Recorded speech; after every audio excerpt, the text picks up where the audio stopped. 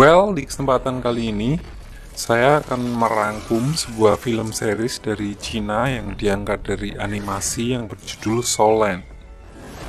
Menceritakan tentang dunia fantasi, kisah diawali dengan seorang pemuda yang akan menjadi karakter utama di film ini, yang bernama Tang San. Pemuda ini adalah anak dari seorang pandai besi yang hidup sederhana di sebuah kampung. Dalam kesehariannya, dia menyempatkan sedikit waktunya untuk mempelajari buku pemberian ayahnya tentang ajian Rogo Sukmo dan jurus mata ungu yang sekilas mirip dengan Sharingan milik Sasuke.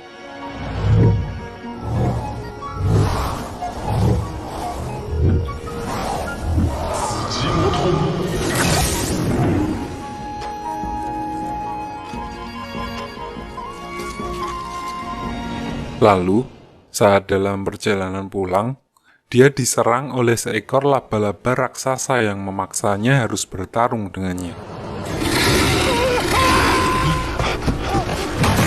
Dan sebelumnya, saya jelaskan dulu, jadi di film ini semua orang mempunyai kekuatan roh pelindung sejak lahir.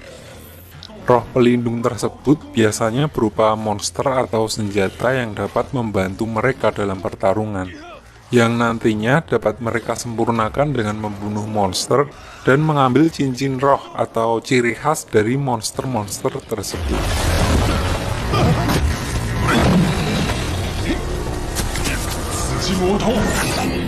Lanjut, di sini dengan menggunakan mata ungu, salah satu serangannya berhasil mengenai mata laba-laba tersebut dan malah membuat laba-laba tersebut menjadi sangat marah.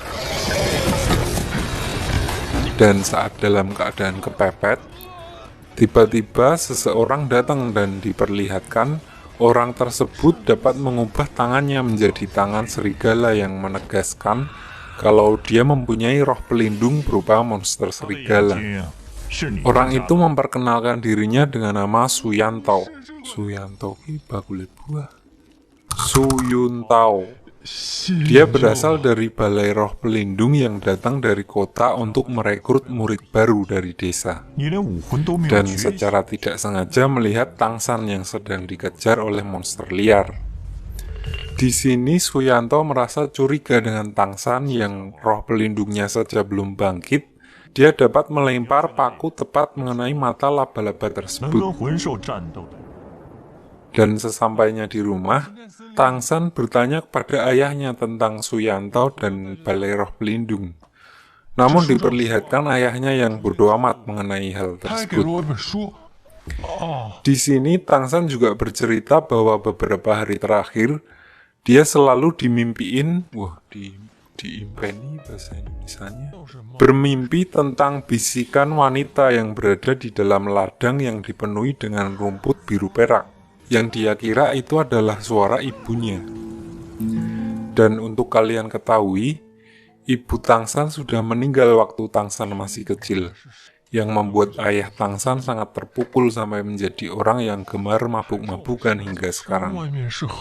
Di sisi lain, setelah Suyanto mengumumkan acara rekrutmen di desa mereka, kepala desa menemui Tang San untuk mengajaknya ikut dalam perekrutan tersebut. Namun, di sini ayah Tang San melarangnya ikut dalam acara tersebut tanpa memberikan alasan yang spesifik. Malamnya, ayah Tang San membakar buku yang dia berikan kepada Tang San dan menyuruhnya untuk tidak memberitahu siapapun tentang buku tersebut. Misterius banget nih ayahnya. Singkat cerita, paginya Tang San tidak kuasa menahan rasa ingin tahunya dan memutuskan untuk mengintip apa yang Suyanto lakukan kepada pemuda-pemuda di desa mereka. Di sini diperlihatkan beberapa temannya yang mempunyai roh pelindung belum tentu bisa menjadi master roh. Dan setelah acara selesai, Suyanto menemui Tang San karena terlihat mempunyai pribadi yang kuat dan tidak memiliki BI checking. Dia menyuruhnya untuk mencoba tes yang dia lakukan pada kandidat sebelumnya. Dan setelah mengeluarkan roh pelindungnya, ternyata Roh pelindung milik Tangsan adalah sebuah rumput biru perak yang diceritakan bahwa roh biru perak ini adalah roh paling umum yang biasa dimiliki oleh rakyat jelata seperti saya dan kalian. Namun tidak berhenti di situ, tangan kirinya seperti mengeluarkan roh lain yang sengaja dia sembunyikan. Dan saat tes kedua, untuk mengetahui kekuatan roh dari Tangsan sendiri, hasilnya menunjukkan kalau dia mempunyai kekuatan roh penuh, yang diceritakan di sini kejadian tersebut sangat langka, dan bahkan hanya terjadi sekali dalam ratusan tahun. Namun, kekuatan roh tersebut berbanding terbalik mengingat roh pelindungnya yang hanya sebuah rumput. Karena biasanya, orang yang dilahirkan dengan kekuatan roh penuh mempunyai roh pelindung spesial yang juga sangat langka. Hal ini membuat Suyanto heran dan akhirnya dia memberikan plat rekomendasi untuk masuk ke sebuah akademi di kota. Sesampainya di rumah, dia menceritakan hal tersebut kepada ayahnya dan juga memberitahu bahwa ada yang aneh di tangan kirinya saat menjalani tes. Lalu ayahnya menyuruhnya untuk fokus dan ternyata Tangsan mempunyai roh pelindung ganda. Dan saat roh pelindung di tangan kirinya keluar, roh pelindung keduanya adalah sebuah palu aneh yang disebut dengan palu Hautian. Ayahnya juga menyuruh Tangsan untuk sebisa mungkin tidak mengeluarkan palu tersebut. Dan jika terpaksa harus mengeluarkan roh pelindung di tangan kirinya, senjata tersebut dibuat untuk melindungi dan bukan untuk membunuh. Yang membuat kita semakin bertanya-tanya nih, sekuat apa sih palu kecil gitu doang. Di sini ayahnya mengajarkan hal terakhir sebelum Tangsan pergi ke akademi. Dia disuruh untuk membuat sebuah jarum dengan menggunakan ilmu kanuragan yang dapat memukul sebuah besi berkali-kali di titik yang sama dan tidak bergeser sedikit pun. Setelah berhari-hari menempa jarum tersebut, akhirnya Tangsan berhasil membuat sebuah jarum dan ayahnya mengizinkan Tangsan untuk pergi belajar menjadi seorang master roh. Dengan syarat, dia harus bersumpah untuk tidak bergabung dengan balai roh pelindung. Hal ini menegaskan bahwa ayah Tangsan memiliki kenangan buruk dengan balai roh pelindung atau dia menilai pemahaman balai roh pelindung tentang dunia dulu itu salah dan memberikan kesempatan kepada Tangsan untuk menafsirkan sendiri tentang dunia dulu untuknya sendiri. Di sini Tangsan juga mengekspresikan kekhawatirannya akan ayahnya setelah kepergiannya nanti. Namun, ayahnya malah memaksa Tangsan untuk pergi. Dia bilang setelah Tangsan menjadi lebih kuat, dia akan menceritakan semua kisah tentang ibunya yang meneguhkan hati Tangsan untuk menjadi master roh terkuat di akademi nanti. So, dia pergi ke kota dengan ditemani oleh kepala desa di desanya.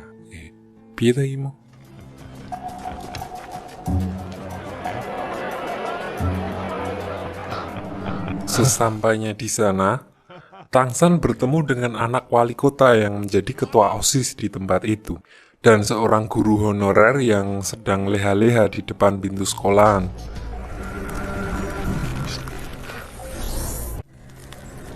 Guru tersebut nantinya akan berperan cukup banyak di film ini, jadi mulai dari sini kita panggil aja dia Master Xiao. Mendengar pembicaraan Tangsan yang berkata bahwa dia mempunyai kekuatan roh penuh, Master Xiao udah menduga kalau Tangsan mempunyai roh pelindung ganda berdasarkan penelitiannya selama dia berada di Bekasi. Namun di sini Tangsan tetap kekeh mengatakan bahwa dia tidak mempunyai roh lain selain rumput biru peraknya. Beberapa saat kemudian, Tangsan mendengar bahwa mereka harus membunuh seekor kelinci untuk ujian masuk ke akademi. Karena merasa itu menentang prinsipnya, Tangsan malah melepas semua kelinci di sekolahan tersebut dan sempat bersih tegang dengan anak Pak Wali Kota. Beruntung Tangsan diselamatkan oleh Master Xiao dari adu mulut tersebut. Di sisi lain, seorang cewek bernama Xiaowu yang mempunyai roh pelindung kelinci. Dia melihat kejadian tersebut dan mulai tertarik dengan Tangsan. Lalu Tangsan pergi ke asramanya, yaitu asrama 7.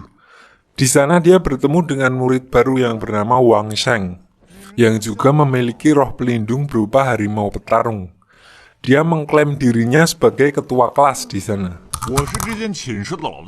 Tidak lama berselang, Xiaowu muncul dan mengatakan kalau dia juga ditempatkan di asrama itu.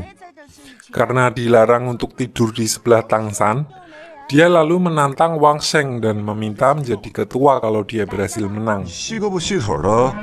Ternyata, dia dapat dengan mudah mengalahkan Wang Sheng tanpa menggunakan roh pelindung kelincinya.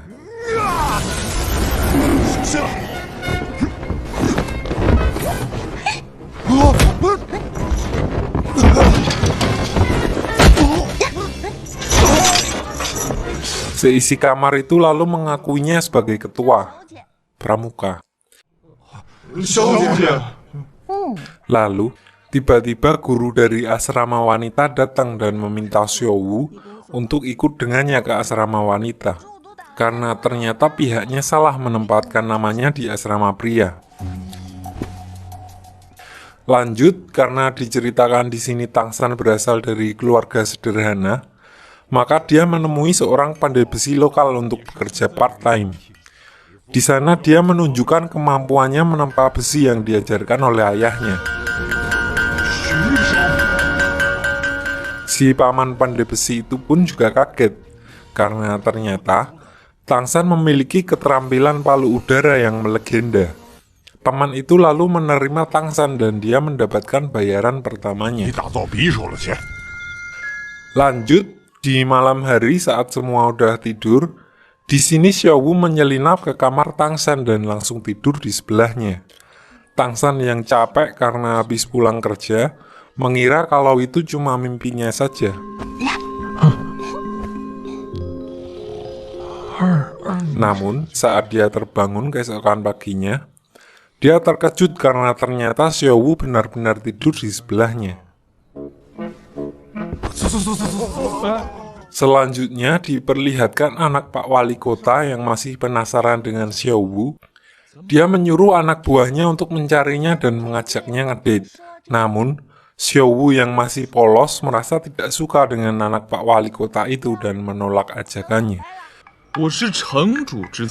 Lalu Xiaowu dan para penghuni asrama 7 mengikuti Tangsan untuk makan di kantin. Hal itu membuat anak Pak Wali Kota mulai menaruh dendam kepada Tangsan. Dia menilai kalau Tangsan sengaja menghasut Xiaowu untuk menjauhinya. Selanjutnya, saat kelas dimulai, anak Pak Wali Kota menantang Tangsan untuk melawannya. Walaupun anak Pak Wali Kota di sini berlaku tidak sportif, namun dia tetap tidak bisa menghajar Tangsan. Semua itu berkat buku jurus-jurus rahasia pemberian ayahnya yang dipelajari Tangsan sejak kecil.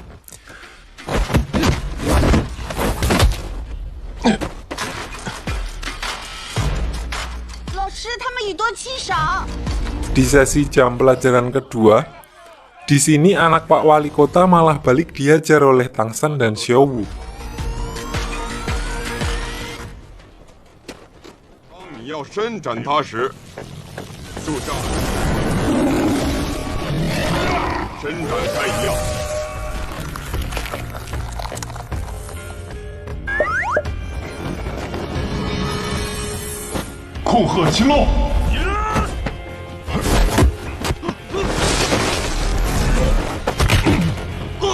Gurunya yang melihat itu langsung memisahkan mereka dan menghukum Tangsan untuk menyapu lapangan.